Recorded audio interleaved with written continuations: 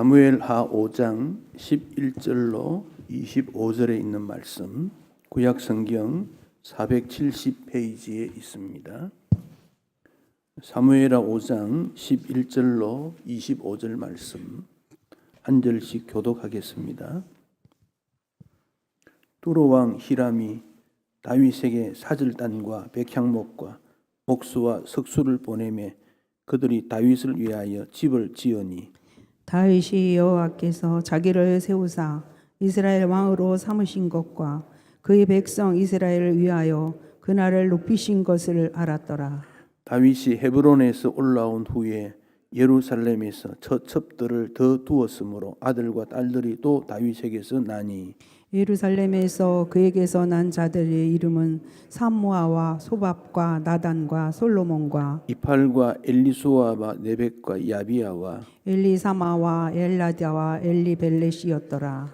이스라엘이 다윗에게 기름을 부어 이스라엘 왕으로 삼았다 함을 블레셋 사람들이 듣고 블레셋 사람들이 다윗을 찾으러 다 올라오매 다윗이 듣고 요새로 나가니라.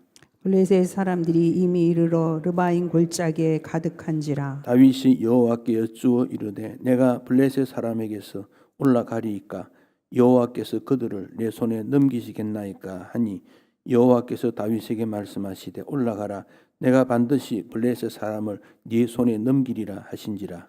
다윗이 바알브라심에 이르러 거기서 그들을 치고 다윗이 말하되 여호와께서 물을 흩음같이 내 앞에서 내 대적을 흩으셨다 하므로 그곳 이름을 바알브라심이라 부르니라. 거기서 블레셋 사람들이 그들의 우상을 버렸으므로 다윗과 그의 부하들이 치우니라. 블레셋 사람들이 다시 올라와서 르바임 골짜기에 가득한지라. 다윗이 여호와께 여쭈니 이르시되 올라가지 말고 그들 뒤로 돌아서 뽕나무 숲을 맞은편에서 그들을 기습하되 뽕나무 꼭대기에서 걸음 걷는 소리가 들리거든 곧 공격하라. 그때 여호와가 너보다 앞서 나아가서 블레셋 군대를 치리라 하신지라. 함께 읽습니다. 이에 다윗이 여호와의 명령대로 행하여 블레셋 사람을 쳐서 게바에서 게셀까지 이르니라. 아멘. 매우 힘든 시간들을 우리가 보내고 있습니다. 러시아의 우크라이나 침공이라는 것이 우리로 하여금 매우 어렵게 만들고 특히 그 두 나라는 자원이 많다 그럽니다. 에너지 자원, 농산물, 금속 이런 자원들이 많다 그러는데 유럽 나라들이 그 두 나라의 의존도가 높고 우리나라도 그 나프타라는 것은 러시아의 의존이 25%나 된다 그럽니다. 천연가스, 석탄, 비료, 암모니아 이런 일이 많고 두 나라 합치면 밀은 세계의 30% 정도, 옥수수는 20%, 해바라기는 80%를 차지한다고 합니다. 전쟁으로 유통되지 못하니까 물가가 오르고 많은 사람들이 고통을 당하고 있습니다. 이럴 때 우리가 어떻게 해야 될까? 또 지혜가 필요하다고 생각합니다. 우리에게 그런 자원이 있으면 우리는 어떻게 했을까요? 과연 우리도 그 좋은 자원들을 세계 약한 나라에 도우면서 나누면서 그렇게 했을까요? 아니면 그것으로 무기화 삼아서 사람들을 세상 나라들을 좀 이렇게 지배하고 그러려고 했을까요? 어떻게 생각하십니까? 주님이 원하시는 것은 이웃을 생각하고 또 나눌 수 있는 그런 개인 나라를 원하고 있지요. 우리가 좋다 나쁘다, 좋은 나라 나쁜 나라, 좋은 이웃 나쁜 이웃 이렇게 평가할 때 그 기준이 나를 중심으로 해서 기준 세울 때가 많이 있습니다만은 성경의 말씀은 하나님이 그 중심점에 있어야 된다. 그 점의 차이점이지요. 사울 왕과 다윗 왕의 차이점이 겉으로 볼 때는 그렇게 차이가 나지 않습니다만은 하나님을 중심으로 했는가 그런 측면에서는 완전히 다르지요. 사울은 왕이 된 이후에 왜 내가 왕이 되었을까? 군림하고 지배하는 그런 태도이었지요. 그러나 다윗은 기름 부음 받은 다음에 10년 이상 도망 다니고 고통 속에서도 왜 나는 하나님으로부터 기름 부음을 받았을까? 이런 생각들을 하면서 하나님이 원하시는 바가 무엇일까? 그 점을 지속적으로 생각하게 되지요. 다윗이 도망을 다니다가 동굴 속에 들어간 적이 있지요. 그때 마음이 어떠했겠습니까? 동굴이라는 것이 들어가면 막다른 막혀 있는 곳 아니겠습니까? 밖에는 사울 군사가 지키지 않습니까? 잠시 피하려고 들어갔지만은 사실은 더 어려울 수도 있는 거지요.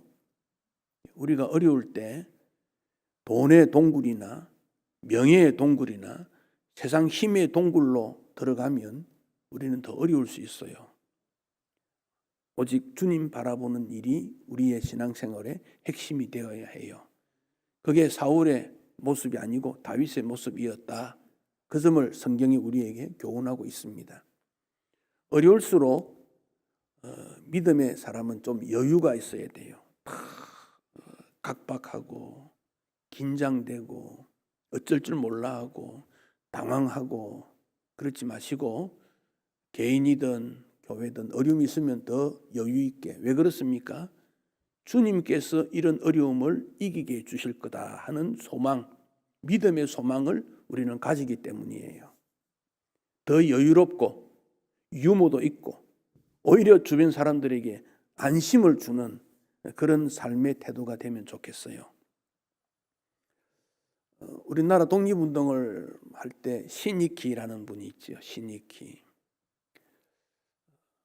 나라의 독립운동에 관심을 두다 보니 외모는 아주 남루하게 옷 입는데 신경 쓸 여유가 없지 않습니까? 오늘 회의를 하는데 양말이 막 빵꾸가 난 걸 신고 있었던 모양이지요. 그래서 옆에 있던 동료가 물어봅니다. 아니 선생님 양말 좀 깨끗한 거 튼튼한 거 신지 이런 구멍 난 거 많이 신습니까? 핀자는 아니지만 위로도 아니고 뭐 그런 말이었겠지요. 그러니 신익희 선생이 하는 말이 이거 내 발 덮는 이불이요. 밑은 막 헤어졌으니까 발 덮는 이불이요. 이렇게 유머로 넘겼다 그래요. 좀 우리가 마음의 여유를 가지고 우리 세상과 인생을 바라볼 필요가 있다고 생각합니다. 사람이나 나라나 하나님의 창조세계 서로 연결되는, 그래서 이웃의 얼굴을 바라보면 그들을 향한 책임이 무엇인가를 우리는 찾게 됩니다. 자꾸 자신만 바라보고 없는 것만 바라보고 아픈 것만 생각하면 힘들어지지요. 다윗을 생각하는 것은 다윗은 우리와 똑같은 사람이지요. 뛰어난 처음부터 뭐 그런 사람 아니지 않습니까? 그런데 어떻게 다윗이 하나님 마음에 합하게 되었을까? 그 점을 성경을 읽으면서 찾아내고 우리도 하나님 마음에 합할 수 있겠다는 결론을 맺게 됩니다.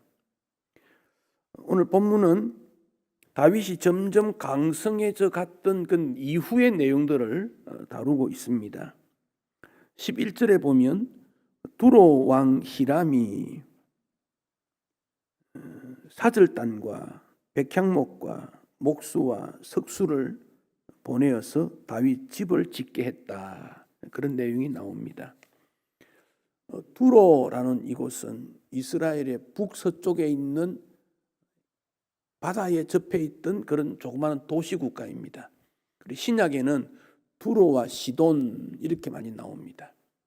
이방신을 많이 섬겼고 블레셋은 지중해의 남쪽이니까 남서쪽 끝에 있는 지역에 블레셋이 있고 두로와 시돈은 북서쪽 끝에 있는 것이 두로라는 나라입니다. 근데 히람이라 그랬지요. 히람이라는 말이 다윗 시대에도 나오고 솔로몬 때도 또 나옵니다. 그럼 히람이 뭐냐? 사람 이름이 아니고 왕을 지칭하는 호칭이에요. 이집트의 그 바로라는 이름이 나오죠. 바로도 뭡니까? 왕을 지칭하는 호칭이 바로지요. 헤롯 마찬가지입니다. 히람도 그렇습니다. 가끔 성경에는 후람이라고도 나와요. 그러니까 대를 이어서 이스라엘 편에 있는 사람들을 도왔던 그들이 두로였다, 그런 말씀이지요. 이 두로라는 이 나라 해양 바닷가에 붙어 있는 나라인데 주로 무역을 많이 했습니다. 귀금속, 목재, 기름, 포도주, 그 당시에 아주 가치 있는 그런 것들을 많이 무역하면서 번성한 도시 국가인데 세계사에서는 페니키아라고 나옵니다. 페니키아, 두로, 시돈 있는 같은 나라로 볼 수 있습니다. 그런데 그 히람이 다윗에게 사절단, 요즘 같으면 해외 사절단, 축하단을 보냈다는 겁니다. 또 백향목, 목수, 석수, 이스라엘 땅에는 나무가 그 당시 부족합니다. 집을 못 짓습니다. 전문가 목수나 석수도 없습니다. 돌을 다듬고 나무를 다듬는 전문가가 없습니다. 근데 히람이 그걸 보냈다는 거예요. 왜 보냈겠습니까?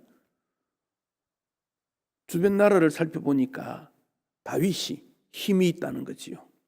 점점 잘 된다는 것이지요. 그러니 히람이 이렇게 보고 있다가 이스라엘과 좋은 관계를 맺어야 되겠구나. 그래서 해외 사절단 보내고 전문가들을 보내서 다윗 왕궁을 짓게 했다, 그런 뜻입니다. 다윗이 요청하지도 않았는데 히람이 외교에 능통하면서 그런 일이 일어났는데 11절, 12절은 사실 17절, 25절 뒷부분에 가야 되는 내용인데 앞부분으로 당겨놨다고 봐져요. 왜냐하면 이것이 타이틀러처럼 나타나고 그 다음에 세부적 내용이 나옵니다. 그래서 역사적으로는 이런 일이 뒤에 있습니다만은 성경은 앞에 이렇게 올려둔 것입니다. 그 일에 대해서 다윗은 어떤 태도를 취했는가? 12절에 보면 여호와께서 자기를 세우사 이스라엘 왕을 삼으신 것과 그의 백성 이스라엘을 위하여 그 나라를 높인 것을 알았다. 그 다윗은 알았다, 그런 말입니다. 알았다. 뭘 알았습니까? 하나님이 나를 왕으로 세웠다. 하나님이 이스라엘 백성을 위해서 나라를 높였다. 그 점을 알았다, 그런 뜻이에요. 다윗이 능력이 있고 잘나서 그게 아니라는 거예요. 이게 다윗의 장점이지요. 여러분, 훌륭한 사람 있을 수 있습니다. 공부도 많이 하고 능력도 있고 판단력도 있고. 왜 그렇게 했습니까? 하나님께서 그를 통해 이 땅에 하나님 나라 이루기 위해서 그런 기회를 주시고 재능도 주신 거예요. 그 점을 깨달아야 돼요. 그래서 솔로몬은 형통할 때 감사해라, 감사해라, 헌신해라, 충성해라, 어려울 때 자기를 돌아보고 묵상하고 왜 그렇지 돌아보고. 그래서 사람은 좋았다 나빴다가 반복됩니다. 항상 나쁘고 항상 좋고 그런 일은 없습니다. 조금 시간이 길을 수는 있겠지만, 그러나 우리에게 있어서 최종적 은총과 기쁨은 천국이 있습니다. 영원한 천국이 있습니다. 그러니까 절망할 필요가 없습니다. 어려움이 있을 때 이것으로 내 인생이 끝이 날 것인가 답답한 마음 가지지 마십시오. 더 좋은 때는 앞으로 오게 될 것입니다. 좋고 나쁘고 하는 일이 반복되지만은 하나님께서 더 좋은 때를 우리를 위해 예비해 두으신 것을 기억하고 다윗의 마음처럼 하나님이 나를 그렇게 했다, 감사의 마음을 가져야 합니다. 13절로 16절은 헤브론에서도 다윗의 아내가 있습니다. 이미 5명이 있어요. 근데 예루살렘에 가서 처와 첩을 많이 두었다 그랬습니다. 그리고 아들 이름들을 기록해 두었지요. 그 아들들의 이름을 보면 11명입니다. 역대상 3장에 보면 여기 있는 이름보다 아들들이 더 많이 나와요. 다윗 아들 다 계산하면 한 17명쯤 돼요. 딸들도 있어요. 약 20명 정도 돼요. 왜 그렇게 합니까?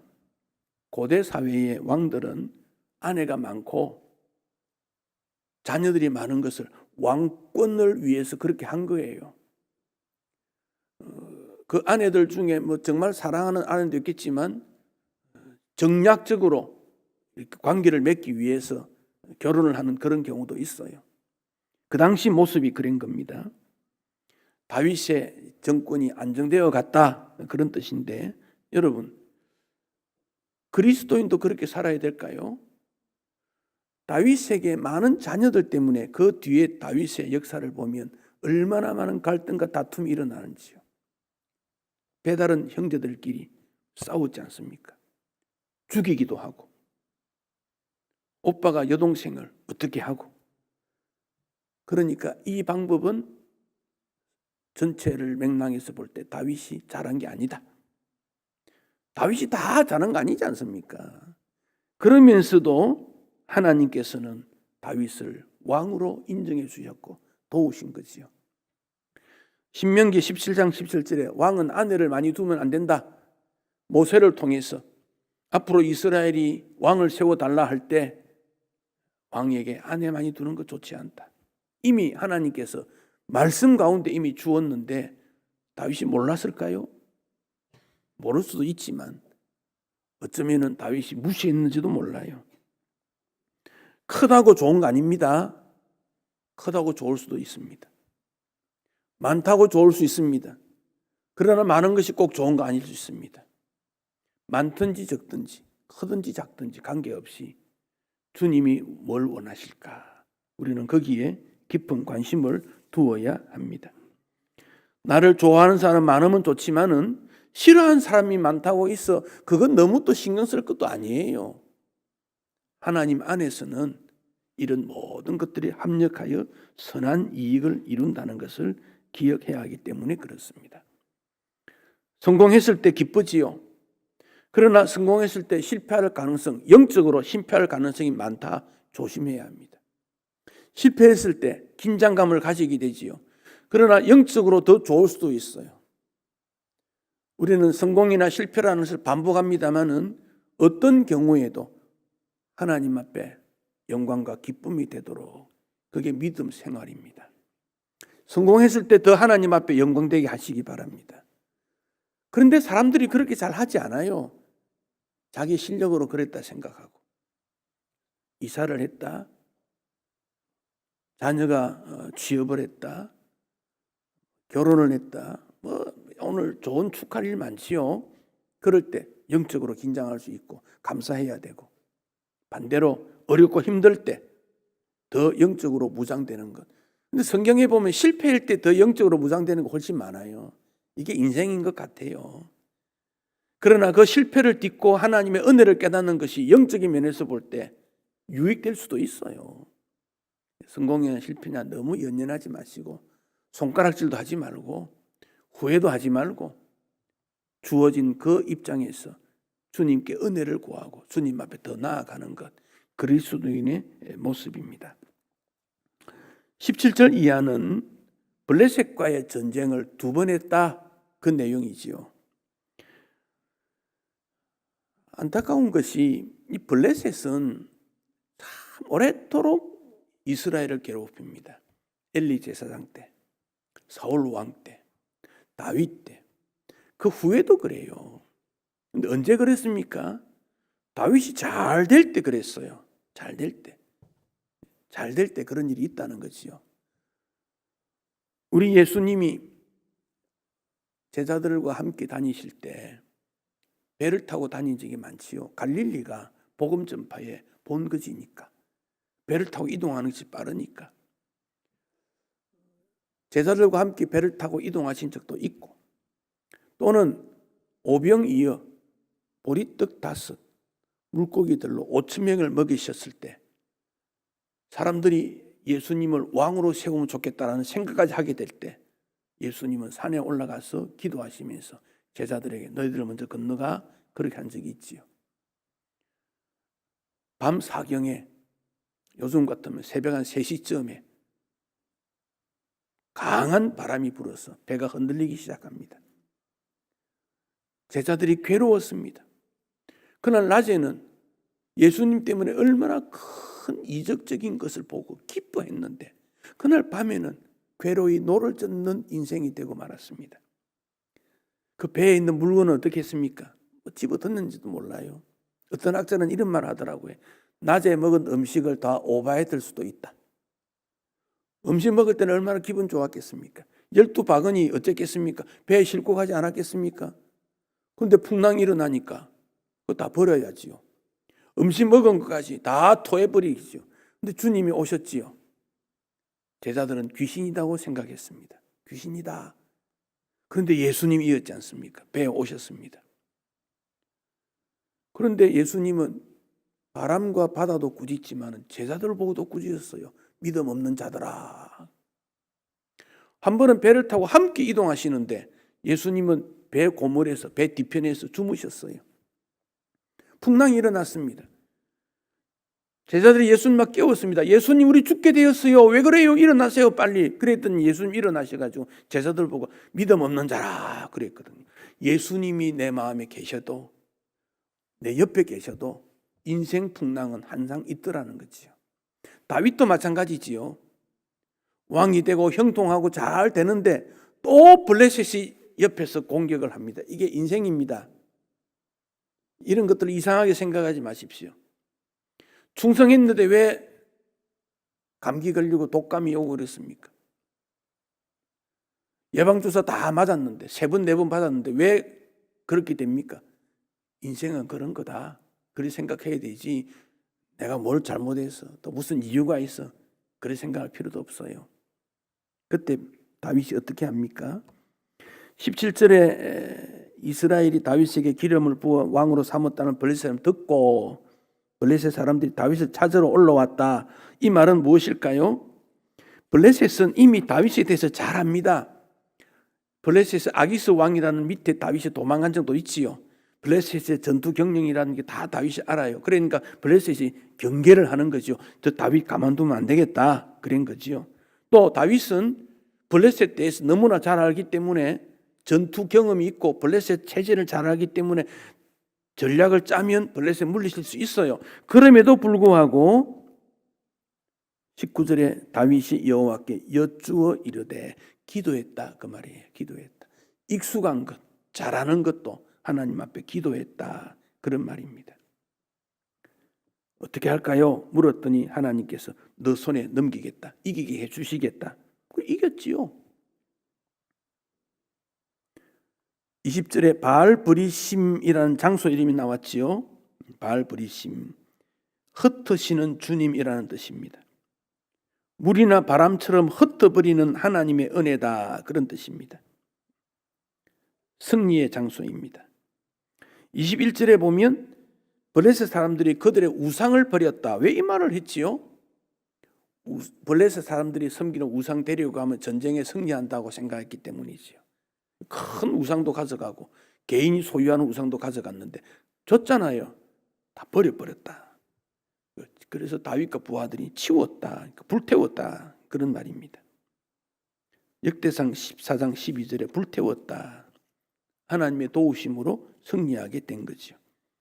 한 번만 끝나면 좋은데 22절에 블레셋 사람들이 다시 전쟁하러 올라옵니다. 인생 문제는 똑같은 걸 똑같이 반복해서 부딪히는 일이 있다는 것을 보여줍니다. 똑같은 사건입니다. 이번에도 다윗이 여호와께 여쭈었습니다. 어떻게 할까요? 이전에 한번 이겼으니까 그대로 하면 안 되겠습니까? 또 기도합니다. 그랬더니 하나님께서 뽕나무 숲을 맞은편에서 기습해라. 전략을 바꾸어 줍니다. 똑같은 사건인데 해결 방법이 다를 수 있어요. 똑같은 문제고 똑같은 것인데 하나님의 처방은 다를 수 있어요. 어떻게 합니까? 기도와 하나님의 은혜로. 우리가 똑같은 일인데 하나님은 다르게 접근하신다는 거예요. 24절에 뽕나무 꼭대기에서 걸음 걷는 소리가 들리거든 공격해라. 이게 무슨 말인지 잘 모르겠어요. 그러나 분명한 것은 하나님께서 어떤 사인을 준 거예요. 뽕나무라는 게 그렇게 큰 키가 큰 나무도 아니지 않습니까? 걸음 걷는 소리가 들리거든. 하나님이 일하는 어떤 징조가 나타나거든. 그런 뜻이죠. 주님께서 먼저 일하시겠다.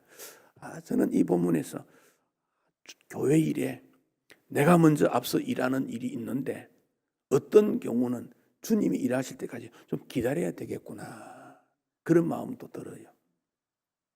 조금 제가 나이가 들다 보니까 이 부분의 말씀이 부딪혀와요. 젊은이에게는 패기가 요구되고 적극성이 요구됩니다만은 어떤 경우에는 뜻을 정하고 주님 앞에 나아갔을 때 조금 기다릴 필요도 있겠구나. 결과는 주님이 해주시니까 여유롭게 믿음 생활할 필요가 있겠다, 그런 생각을 합니다. 병고침 여유 있어야 됩니다. 조급하면 안 됩니다. 자녀 양육 여유가 있어야 됩니다. 주님의 일 여유 있어야 됩니다. 그러나 막연하게 기다리는 게 아닙니다. 하나님 앞에 기도하고 주님께서 이루어 주시기를. 내 때 못하면 어떻게 됩니까? 다음 때 하시겠지요. 뭘 걱정해요? 주님의 일인데. 내가 다 이루지 못하는 것 다음에 하시겠지요. 그런 여유도 있어야 되지 않겠는가, 그런 생각도 해봅니다. 25절에 보면 다윗이 여호와의 명령대로 했습니다. 블레셋 사람을 쳤습니다. 게바에서 게셀까지. 게바는 예루살렘 쪽 가까운 장소입니다. 게셀은 블레셋 쪽 가까운 곳입니다. 그러니까 완전히 물리쳤다, 그런 말씀이지요. 인도에 복음이 들어갔을 때 선다싱이라는 분이 소년 때 예수를 믿게 됩니다. 그는 복음 전파가 사명이다 생각하고 인도 전역을 다니며 복음 전하는데, 걸어 다니며 복음 전하는 게 얼마나 힘들겠습니까? 산을 넘어 골짝골짝마다 사람들이 있는 곳을 찾아다니며 복음 전했는데 어느 날 산을 넘어 갔는데 너무 피곤했어요. 해가 지고. 그런데 어느 마을에 가니까 농부들이 타작을 하고 있어요.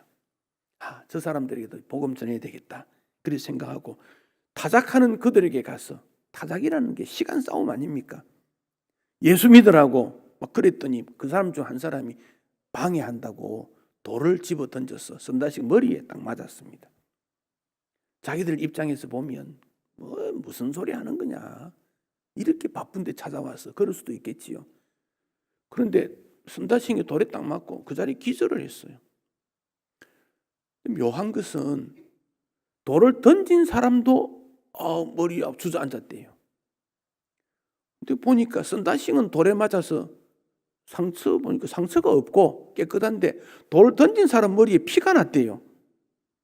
그러니까 주변 사람들이 무슨 이런 일이 있냐, 그 결과로 그 사람들이 이게 무슨 하나님의 은혜가 있는가 보다, 능력이 있는가 보다, 예수 믿는 일이 일어나게 됐대요. 악한 행동도 하나님께서는 선하게 바꾸는 능유자이시구나, 선다싱이 그런 고백을 합니다. 다윗의 삶을 볼 때 악한 일도 많고 선한 일도 많습니다. 우리도 그렇습니다. 마음이 계획했던 얼마나 좋겠어요. 잘 안 돼요. 힘들어요. 어떻게 합니까? 부끄럽고 위축당하고 얼굴을 못 들겠다 그러는데, 여러분 그러지 마세요. 부끄러워도 은혜를 구하세요. 하나님의 은혜를 구하시고 성도들에게 도와달라 하고 기도해달라 그러고, 그게 뭐 부끄러운 일입니까? 하나님의 은혜 받는 일이 부끄러운 일입니까? 사모해야지요. 이런 일이 있는데 내가 아무리 해도 안 됩니다. 주님 도와주십시오. 그리고 성도들에게 좀 기도해 주세요. 이게 잘 안 되네요. 함께 해주세요. 부끄러운 일 아닙니다. 잘 되면 주님께 감사하고, 주님 감사합니다. 또 동료들에게 감사하고, 다윗의 삶입니다. 그러니까 다윗은 뭐라고 합니까? 여호와가 나의 목자시고 푸른 풀밭으로 인도하셨고 쉴 만한 곳으로도 인도해 주셨고 음침한 골짜기에서도 보호해 주셨고 그 하나님의 도우심이 영원토록 나와 함께했다. 다윗의 고백 아닙니까? 이 고백이 여러분의 고백이 되시기를 축복합니다. 기도하겠습니다.